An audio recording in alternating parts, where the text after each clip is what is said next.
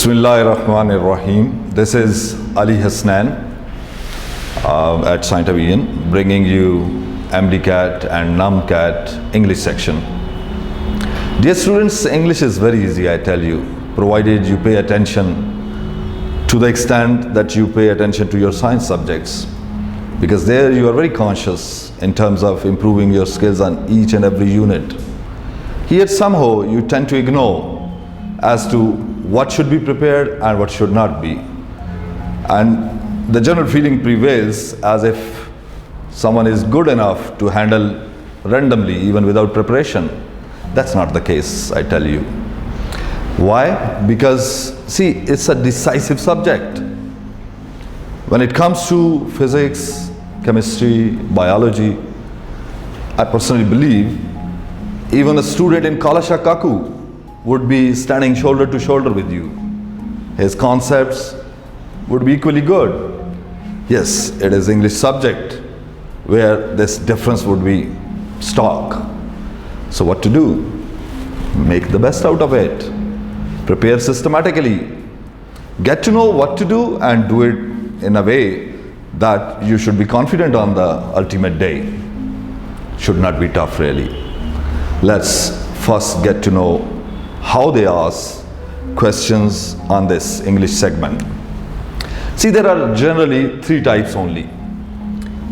If I say that they would give you a sentence with one or maybe two blanks, what for?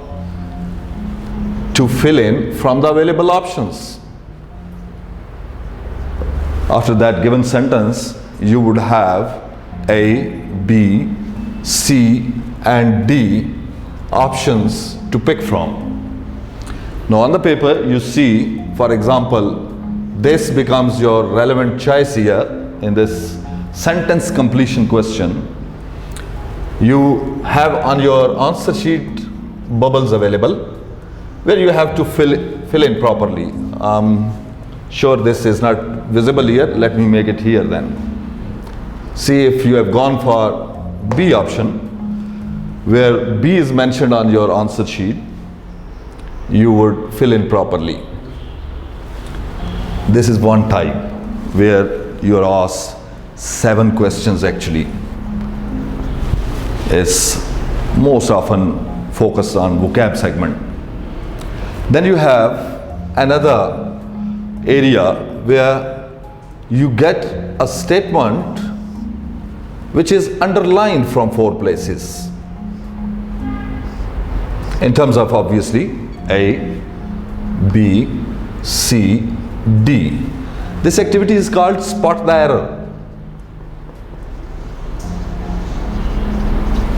What you have to do is find out the very problematic area, and where from? Obviously the underlined portions, not from anywhere else.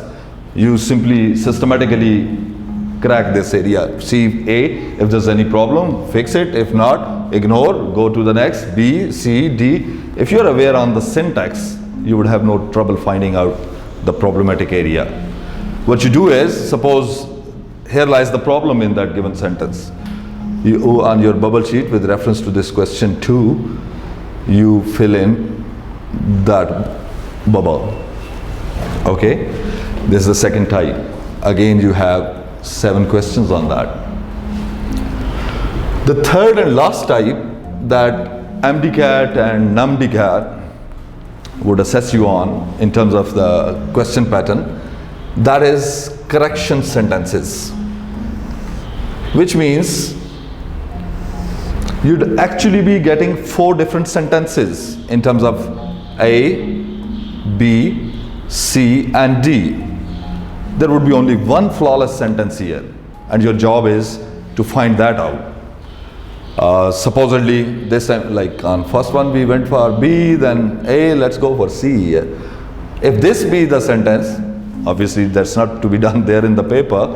On merit, seeing systematically, finding out which sentence has what error, and a sentence that has no error, like error-free sentence, you have to point that out.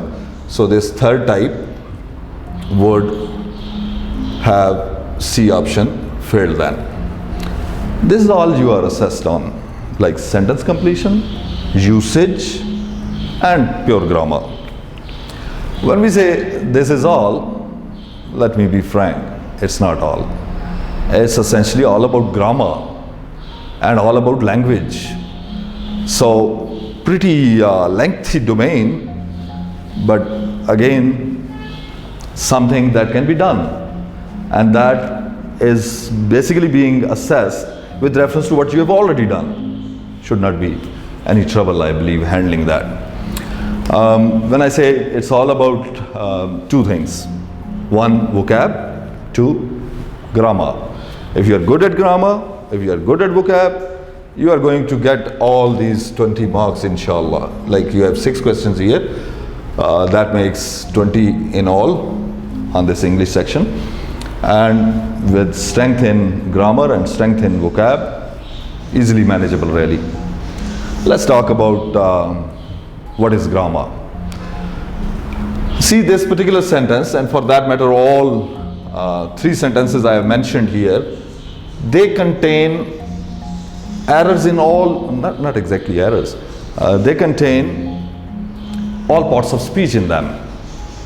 So knowing parts of speech and knowing how your examiner may sort of change those parts of speech to make you miss out on the error area is what your examiner does.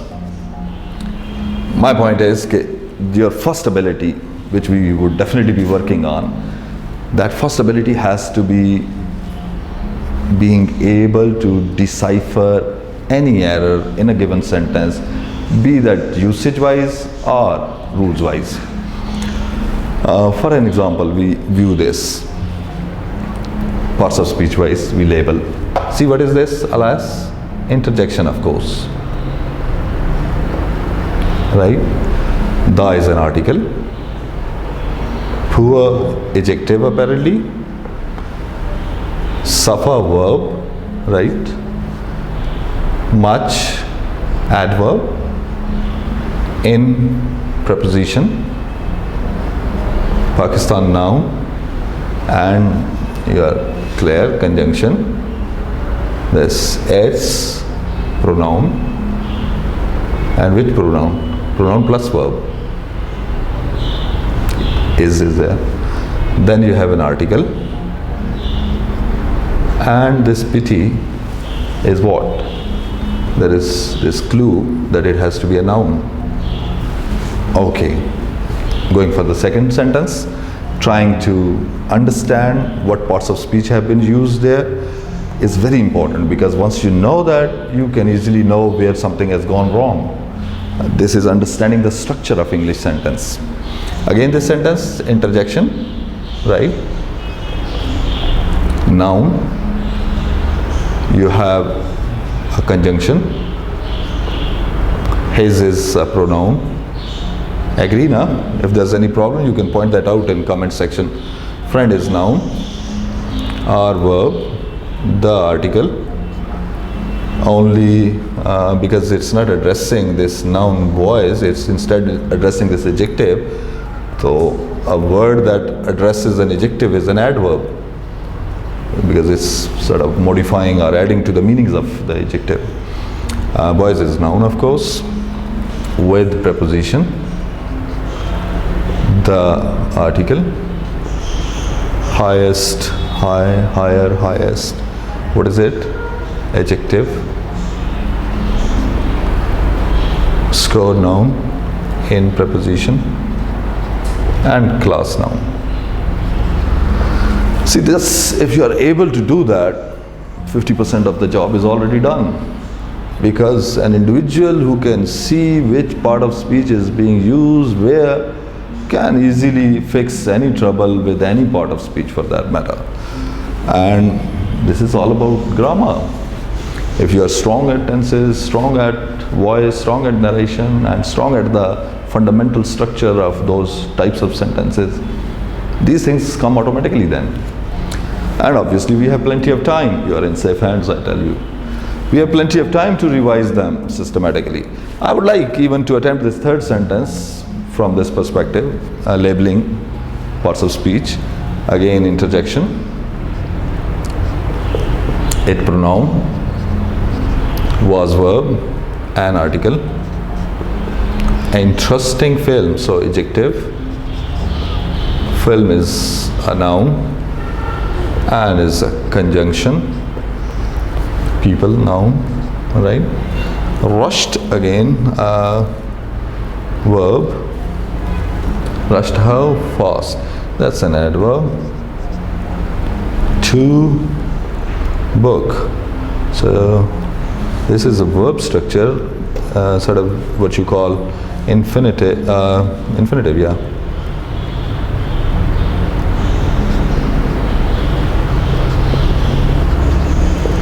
Tickets, noun, right? Okay, why did we do that? Labeling is not the actual activity there, unless you are appearing for NUST, which is not the case with medical students. The activity there is concerning the errors in these parts of speech. See how easily your examiner can maneuver any of these words and not let you know where something has gone wrong. Only if you are good at it, and only if you have developed that eye to focus on each part of speech individually, you'd be able to point out the problematic area. Normally such statements you would see on usage. This is this segment where 4 areas are underlined in terms of A, B, C, D. The error occurs somewhere, either on this or on that or on that or on the first one. Wherever the error is, only that has to be pointed out. See how easily he can make errors here. Going with this second sentence first, telling you how easy is the job of your teacher. Instead of well, if he writes good, and the sentence goes, Ali and his friend are the only brilliant boys with the highest score in class. You know what is the problem here? The problem is that interjection has been given there, and instead of that adverbial structure, you are using an adjective. So if this is labeled in terms of A, this second pattern, you would find the problem there. Moving on, Ali and his friend, 2 nouns are given there. If instead of and, he writes Ali with his friend and moves on to use the same verb, it would be faulty now. And obviously your examiner would underline this in terms of A, B, C or D.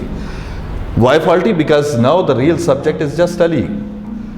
With his friend is sort of prepositional phrase giving you additional info. So Ali or would go faulty. So see what he is doing is playing with the parts of speech and trying to get to know your strength in that domain. So if instead we go for, let's say, this verb, let it be or in this case, because Ali and his friend, plural subject and verb has to be plural. If instead of this, he creates another error somewhere here, let's say with higher, so he has provided you a problem in adjective where there is no comparison of that kind, like they are the topmost students, brilliant boys. And why say higher score? Because that higher has to take into account some other good score too. They are the only people here. So you can't use this. So if this is underlined, you can obviously fix it as the problematic areas. You have spotted the error. This is what you have to do actually. By the way, this adverb only, that can go anywhere and it does change the meanings of the sentence, generally speaking. If I say only Sir Ali, cruel sentence actually, which I am used to using, though I'm not that type. Only Sir Ali beats his wife with an iron rod. This is different from saying Sir Ali only beats his wife with an iron rod. And if instead I say Sir Ali beats his wife only with an iron rod. So every time I am shifting the place of this adverb only, the sense is being changed. But that is otherwise generally understanding the nicety of this language. You are given a structure where you have to evaluate Moving to this sentence, for example, 1. Alas is an interjection. Instead of alas, if we here say hurrah, that's a stupid statement then. So error is there. You can immediately fix it. Why say hurrah when you are talking in terms of a sad story? Hurrah is to jubilate, to be happy about something. Okay, if instead your examiner doesn't place this da here and uses poor, alas, poor suffer, he has made a mistake. Why? Because poor is adjective. How can it serve as a subject for this finite verb? This is what we in detail would study later on, but essentially I'm telling you how on a given sentence with reference to parts of speech you get so many errors which can easily be fixed too if you are familiar with the structure. So my point is, this can only become a subject when you attach a definite article with an adjective. The rich, the poor, the brave, the beautiful. You can add any adjective for that matter. The clever.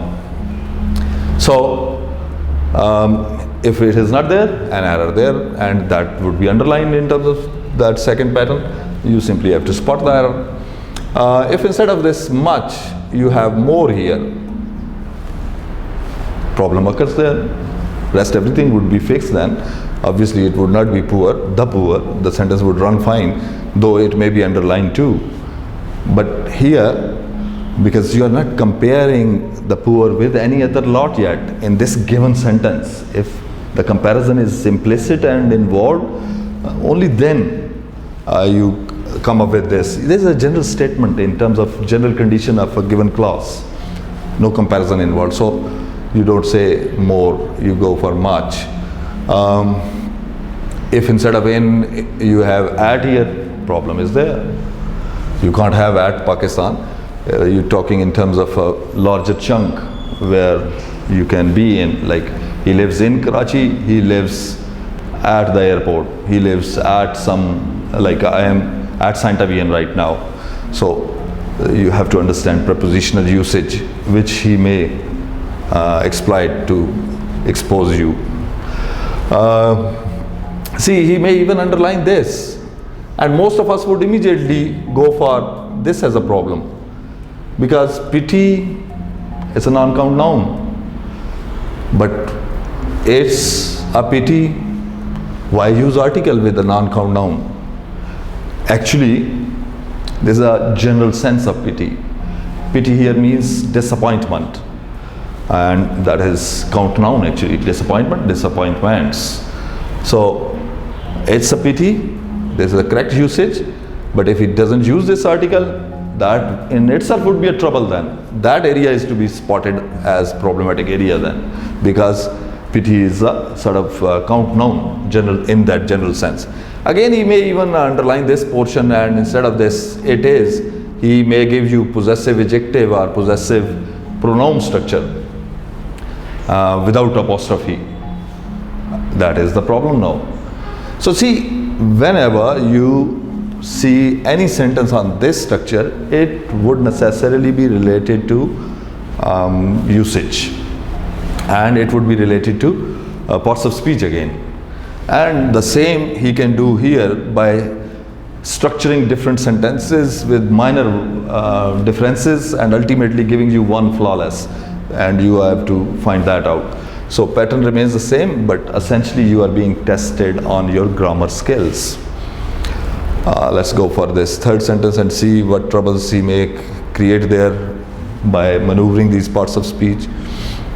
Let's say, if after this sign of exclamation he uses this it with capital I, it would be a problem. You have to spot that as an error. Why? Because the sentence remains the same. This exclamation doesn't mean that that is a separate version. Though sign of exclamation is there, but it's not a full stop. So you have to start your next sentence with small letter, unless it is this case where proper noun requires a proper beginning of capital letter. Then moving on, like instead of this interesting, if he writes the word interested, there lies the trouble. And obviously you would have underlined that for you to find out. And if instead he writes peoples here, noun related problem he has created. What is the problem here? People and peoples both are legitimate structures, but both mean different things. Individuals in a group, no matter how many of them together, they are still bunch of people, not peoples. This peoples is a different concept of races. Like Pakistan and Afghanistan are neighborly countries, the two peoples, that means the two nations. So that is a different sense. If he creates that, that would be the problem here. Rushed, instead of this fast, if he writes fastly, that is the problem. Why? Because as an adverb, this structure is fast. It should not be fastly. To book, let's say instead of booking, so that would be a problem then. So you have to see a given sentence in terms of the problems of parts of speech. And once you are prepared on that, apart from grammar errors, there could be punctuation errors as well. There could be, say, another area, malapropism it is called. That is like misusing a word for the tone or sound of a given word. Suppose I have to say I am conscious of this. I instead say I am conscientious of this. Or I am cautious of this. So it's changing the word instead, not using the word required. So that types of errors I hope you are familiar with now. That you have to find out and you have to prepare yourself against to be able to do well on this segment. So dear students, having understood as to how to handle usage, I give you a sentence here which is labeled from 4 places on this pattern, A, B, C, D. You have to see where lies an error. Though error could have been created on any of these labeled places, like neither of the two students. Instead, neither, you could say, let's say none of the two students, none cannot be used with two. None is for more than two. Who, you could use whom here. Have applied. Should I give you an error here? Let's say I write here has applied. And for admission to the HIFS classes of Saint Avian were eligible for scholarship. Should it be were or was? Let's revisit this sentence. Coming again. If we don't write this has, instead retain this have applied and see this were. Now this is essentially a domain of subject-verb agreement, and it's a structure that requires your understanding on proper pattern. Like neither, as I talked about, is a right word to be used with reference to two, so this A has no problem whatsoever. If we go for B, who is a relative pronoun. The problem is that it comes in between the two clauses. It normally introduces a relative clause, but at times it is subject case, at times it's object case. This who is subject case, whom is object case. That decision is actually taken with reference to the clause that follows, but that is not our concern right now. Apparently there is no trouble with this one. Relative pronoun begins with who, no issues. If there is have, this verb is agreeing with some subject. If instead the way I suggested we had written has, that verb had to agree with some. So how that decision comes, it is always that relative pronoun that makes you see how the verb should be used, because your legitimate subject is always the preceding noun. Like that being plural, we required plural verb here. So students who have, and it's a separate thing actually, relative class, who have applied for admission to the HIFS classes of Saint Avian. Your main class is neither of the two students. Now this area you have to see. Should we use were or should we use was? That is to be seen with reference. We were okay with alpha, we were okay with beta. We found no trouble with Charlie because have had to agree with students. So students have applied, that's fine. Even otherwise we are left with delta only. And seeing that neither were eligible for scholarship, neither as a subject is always singular. So you could not have were here. Neither of the students again is a preposition phrase. That doesn't alter the structure. So neither was eligible for scholarship. You are talking about individually, singular subject. So D was your problematic area, and as per your structure, the answer sheet, you would have labeled delta. The same thing could be asked on this correction work as well. Well, let's go to some examples of correction work. What you have there is different sentences, A, B, C, D. Seeing those 4 sentences, what you need to do is to find which is flawless. We read this first sentence. You had better drive the car. Had better is basically used to suggest something to someone. Advice in a way. The next sentence is you had better drove the car. So we find that he is altering verb form. You had better driven the car. Now this V3 participle structure and this ing form next. You had better driving the car. This seems awkward. You had better driving the car. We have to get to the sentence that is absolutely flawless, and in terms of this structure the flaws are occurring here somewhere in verb, but normally on these 4 sentences it could be anywhere. Like I gave you examples of those usage questions A, B, C, D. You may rewrite them in 4 different sentences and may assess your understanding on the correct structure. This becomes rather easy. It's essentially about your grammar skills. The stronger you are, the better for you. Guess, by the way, should we go for A? Had better drive? Should we go for B? Had better V2? Drove? Had better drove? Should instead we take this? Had better driven the car? V3? I see, yes, most of you feel like going for it, except a few. I can see you there. Who knows that it should not be this? We have already excluded this one for its being awkward. I have excluded the one that some felt like going for. Had better, this had is not tense structure where you require V3 in the complement. You had better is a sort of modal verb. It requires V1 only. You had better drive the car.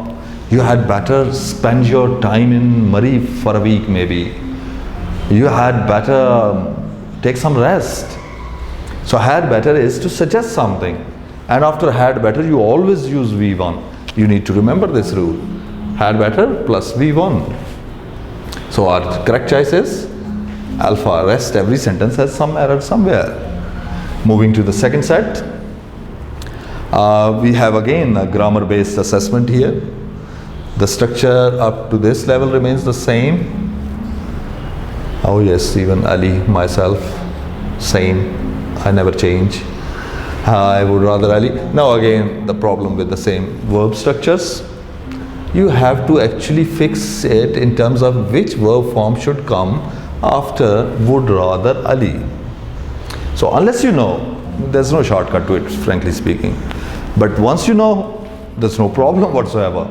So you need to know these basics. You need to work on these areas, because your examiner is too fond of playing with such things. Once you know them, it's like problem solved. Can somebody guess? After would rather Ali, which verb form should we use? V1, V2, V3 and V4, let's call it. Participial structure. Would rather Ali. This is one way of going about it. Strike out that what is unlikely. What is unlikely here? I would rather Ali driving the car. Maybe? No? Say? Yes. I would rather Ali driving the car. No, it's not my choice. I would rather Ali driven the car. I would rather Ali. Where is that had structure to take this V3 form? I would strike that out. Now we are left with two options, A and B. I would rather Ali drive the car. Normally after a modal verb, you always use V1. But remember the rule. When the modal verb instead is followed by a noun, that is modal verb plus a noun or pronoun, then your verb structure has to be V2 always. A bit queer, strange. That's the problem with some of the English sentences, that they sound awkward, but they are grammatically correct and you need to, excuse me, but they are grammatically correct. You need to actually learn those rules. Modal verb, would rather, then you have this noun Ali, so we require this form. I would rather Ali drove the car. So this is like when you take some preference for yourself, you always use V1. I would rather drive the car. I would rather spend my time in Lahore for a week. Or let's not use for or since here. Just in general, giving your choice. I would rather spend some time in Lahore. But I would rather no V2, you spent some time in Lahore. I would rather he visited America. So every time after would rather you have a naming word, noun or pronoun, you require V2. Hopefully you know the rule now, but this was just an introduction. We would get into detail of these things later on. To the next set. The structure is to this level same. I have deliberately kept it simple for you to understand as to how he assesses you on different areas. This again verb related problem. You need to know this grammar. Correction means that you understand what is right and what is wrong. So I was used to. This is different from just saying used to. You have a be form before used to. I was used to. Now V1, V2, V3 are participle. When you have a be form, then you use V1 plus ing. He was used to waking up early. He was used to doing such things when he was a child. So was used to, I am used to taking tea after my food. So you use this V1 plus ing, which is the correct structure. No other structure here is admissible. Why? Because it is not just used to. If it had been just used to, I used to drive the car, that's fine. But I was used to, no, you need, I was used to driving the car fast, which is not the case maybe anymore. This is what we have to fix with regard to this third structure. So you have 6 sentences of this type. I believe these 6 and these 7 together, they are the same. It's all about knowing how good you are on your grammar skills. And I have a sentence here, awkward, unusual.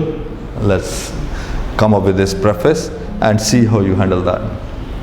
The sentence runs, the doctor recommended that Ali, now you have this verb structure.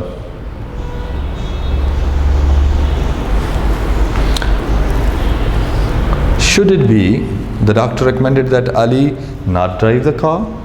The doctor recommended that Ali had not driven the car? The doctor recommended that Ali not drove the car. The doctor recommended that Ali should not drive the car. Unless you know the rule, you might not be able to fix it. Rule is simple here. Whenever you get this structure, recommended, suggested, proposed, and after it you have this word that, and then a noun or pronoun. What is the formula then? Like a word of this tone. Am I visible? Let me go to the top. It's talking about this structure. Like if you have recommended,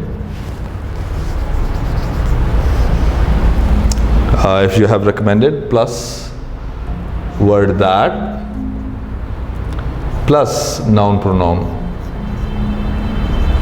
then necessarily you require a structure that apparently might not sound good. Which have you gone for, by the way?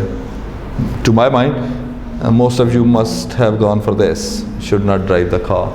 The doctor recommended that Ali should not drive the car. No, it's not the option. Not drove may not have been your choice. Recommended that Ali had not driven the car may not have been your choice.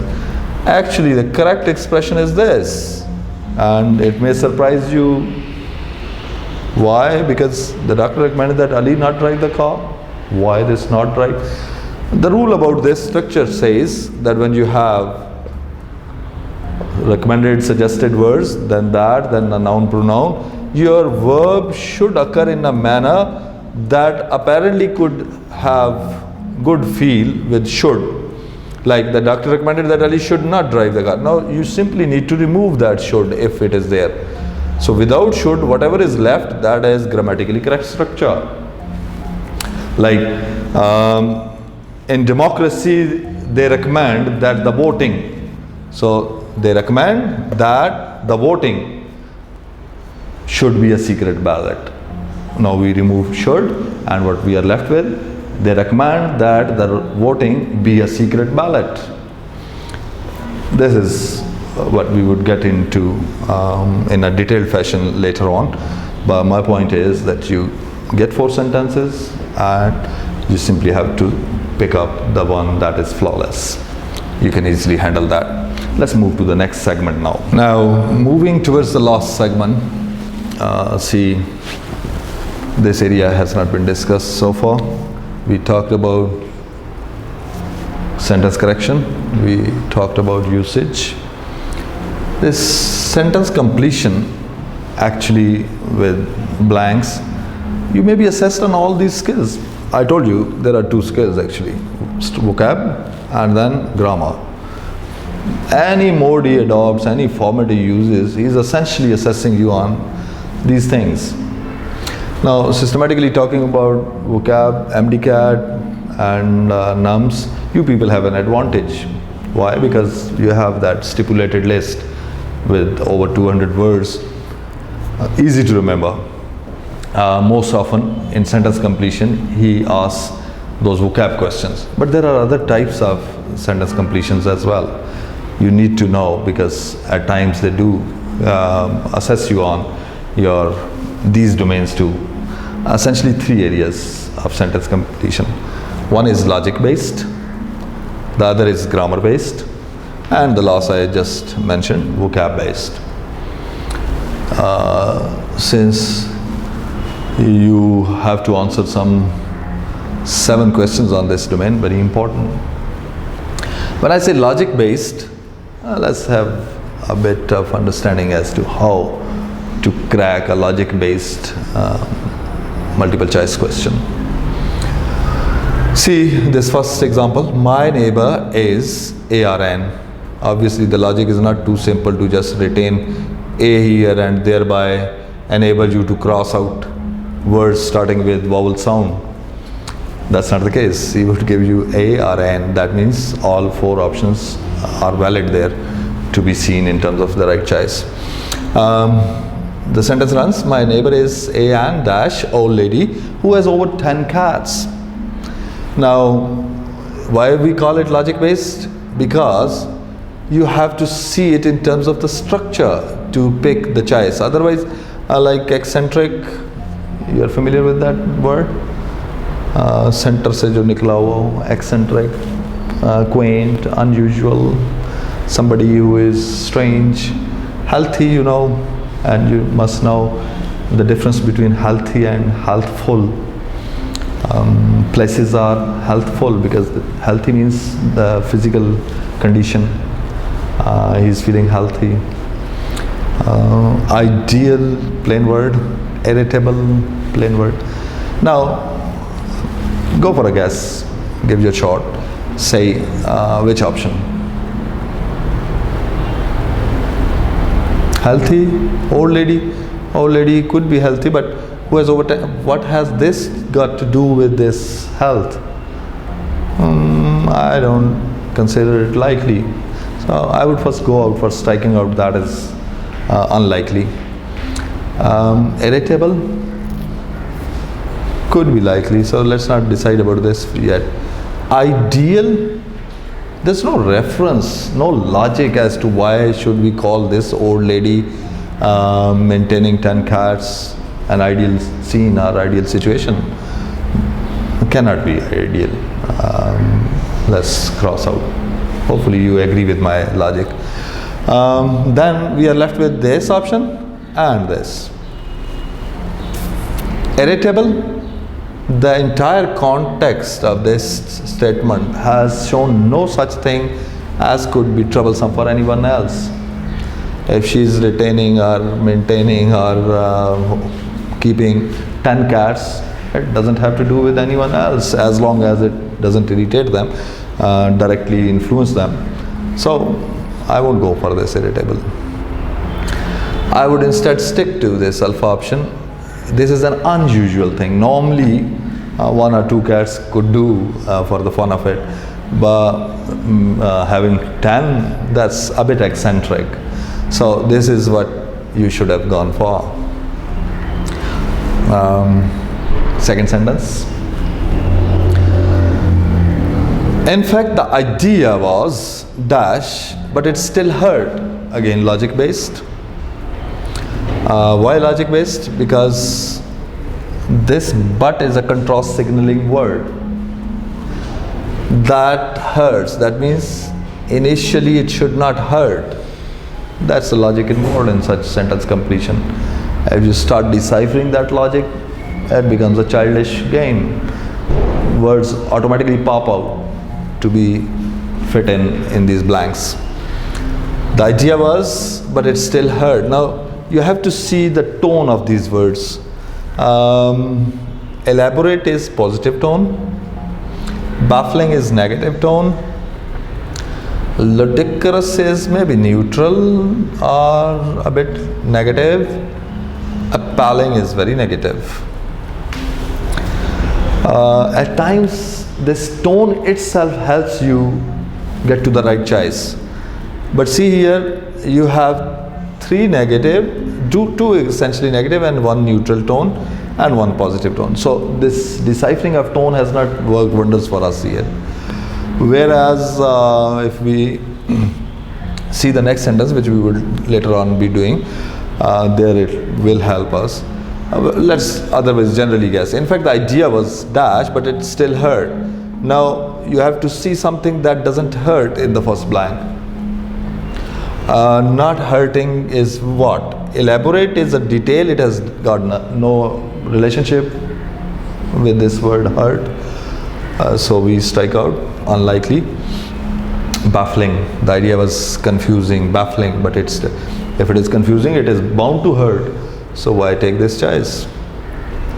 The idea was ludicrous, but it still hurt. Likely. The idea was appalling. It's the very first word in MDCAT, I believe. There are good mnemonics on that. Paling, like troublesome. Appalling is stunning, irritating, that kind of meanings. Ludicrous seems likely. Why? Because if we say the idea was appalling, so there should not be this but, and it hurt could have sufficed.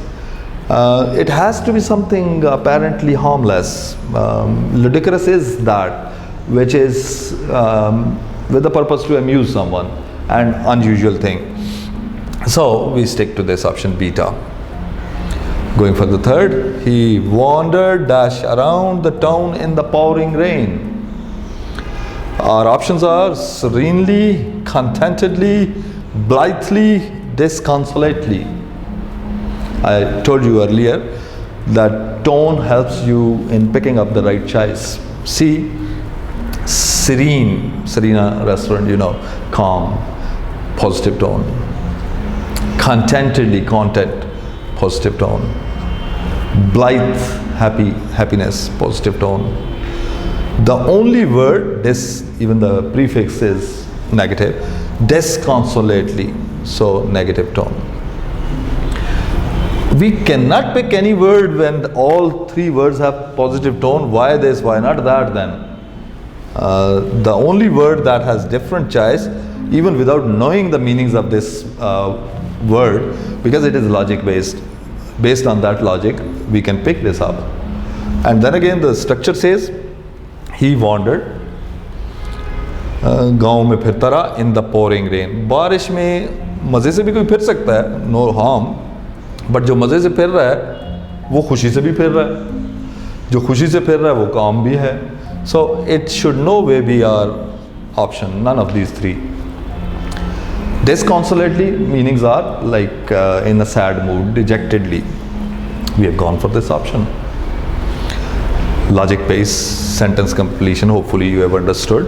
You simply have to focus on the words of that tense and then clue words. There are signal words always that help you find out the right choice. When it comes to grammar based, we have already seen many examples where in correction you handled A, B, C, D types of sentences to pick the correct sentence. Now the same grammar area can be given in sentence completion. I have given you one. See this. In 1986, the Chernobyl disaster dash full stop. This is pure grammar. You have to be able to understand and decipher as to what tense is needed in this kind of structure. So it's understanding of tenses, understanding of verb structure. Your choice, by the way. If it is in 1886, it cannot be occurs. Occurs is for present, right?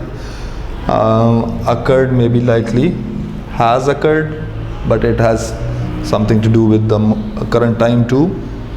It is just a statement, should not be this either.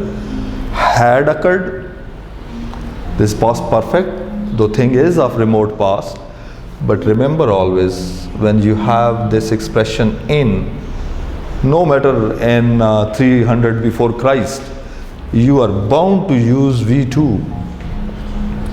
So expressions with in and then some year, V2 always. In 1774, things were different.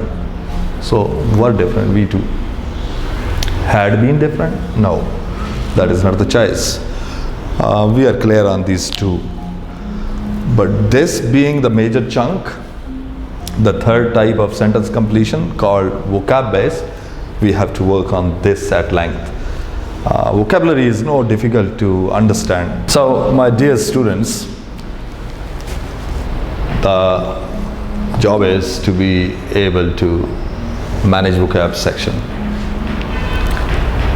This in grammar, I assure you, when systematically we proceed with these things, you would learn every bit, inshallah.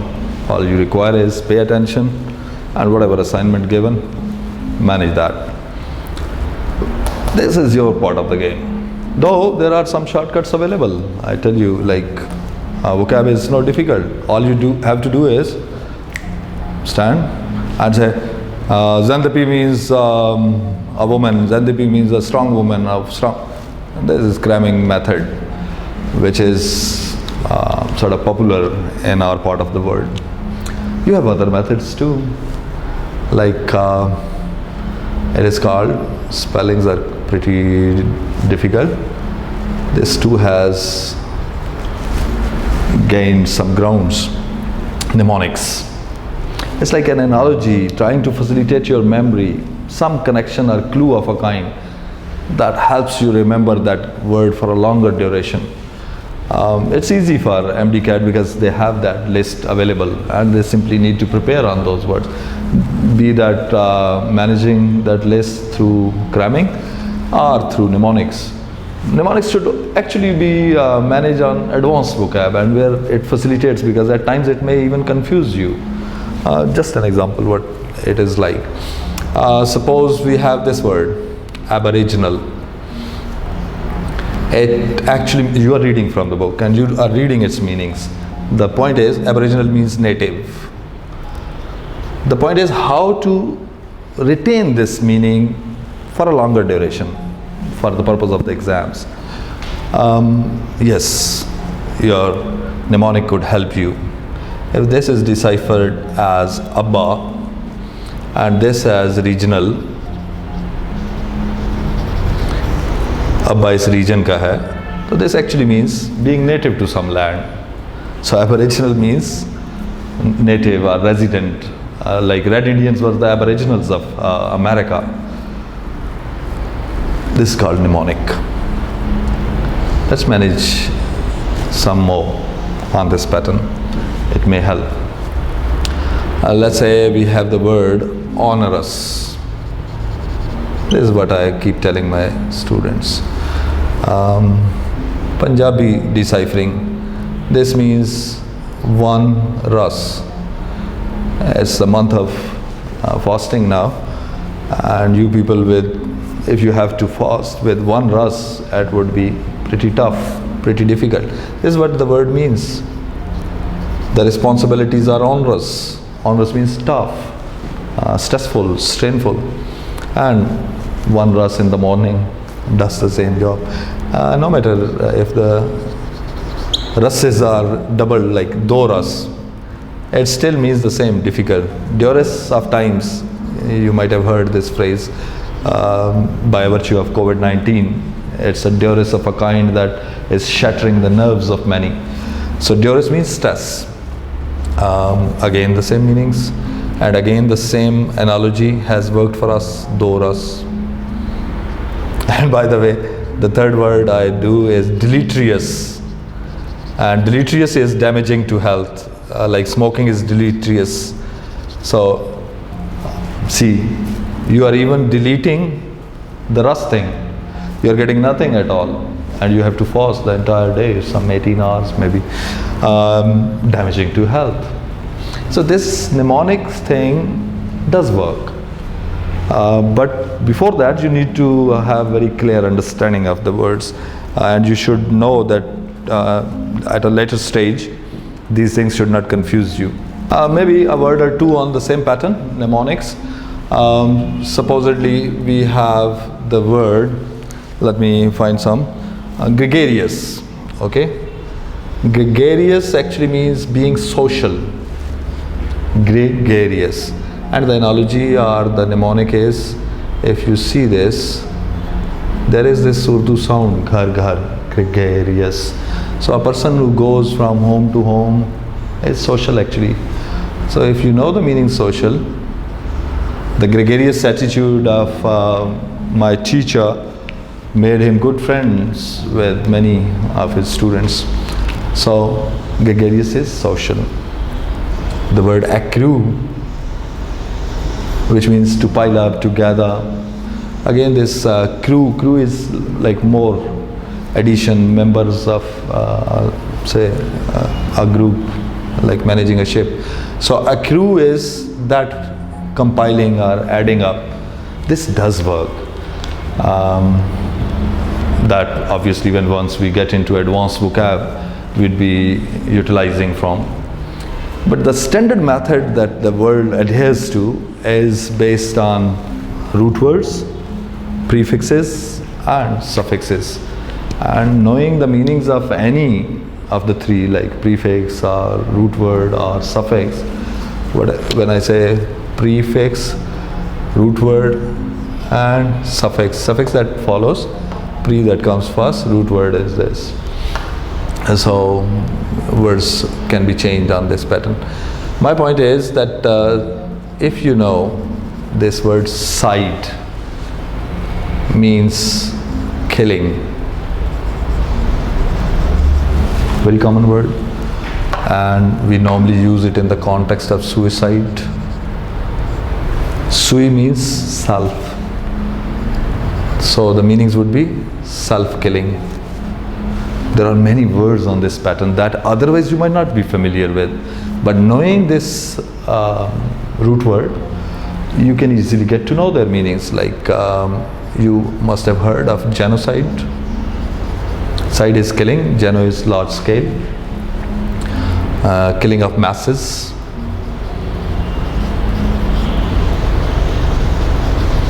Then again, there is this word patricide. You have side here, which is killing. Patra is father's killing. That is, if a son or daughter kills his or her father, that is called patricide.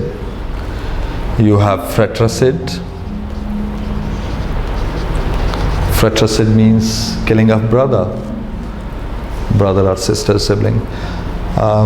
Side is killing. So the understanding of one word is helping us get to know many advanced words. Filicide, it is probably called filicide. That is a father's killing of his son or daughter. Like parents are doing this against their children, killing.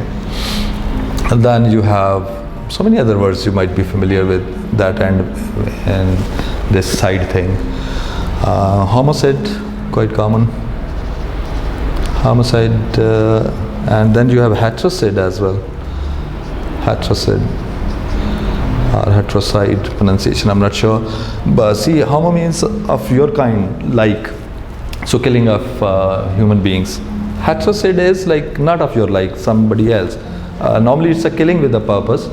Like he saw the cockroach and gidum shudum plop. That is actually stamping it with a purpose. Killing of somebody other than human beings. That is called heterocide. So this entire vocab with just one go we have gathered with no difficulty. There are words of different families. If you know just one word from them, you know the entire family, like subjects, anthropology, sociology. Then again, there are manias, phobias. When we have vocab of a kind that pertains to these different domains, we would utilize from this technique, inshallah. And there are certain words, obviously, that you have to manage by just moving right and left, whatever method you adopt, that remains your choice. But the stronger the vocab, the easier this segment becomes. Best of luck, everybody. Hopefully we would see one another in our next session on agreement mistakes, like systematically starting into the domain to strengthen our skills.